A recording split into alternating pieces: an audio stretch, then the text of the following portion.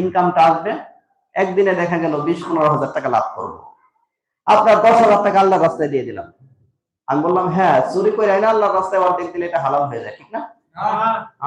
জীবনে একটা টাকা আপনার দান করা লাগবে না, সামর্থ্য হয় নাই, দান করেন নাই, এরপর জাহান্নামে যাওয়া লাগবে না।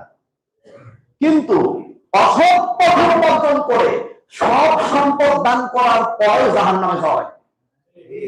বুঝছেন?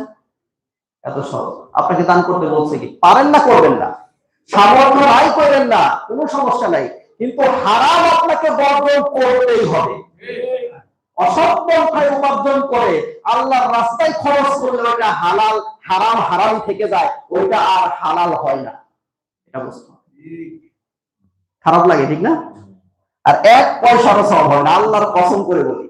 অসৎ পথে উপার্জন করে সৎ পথে যদি আপনি খরচ করেন, মসজিদ, মাদ্রাসা, উমরা করেন, হজ করেন, 2 হাতে মানুষদেরকে দান করেন, আল্লাহর কসম 1 টাকার সওয়াব।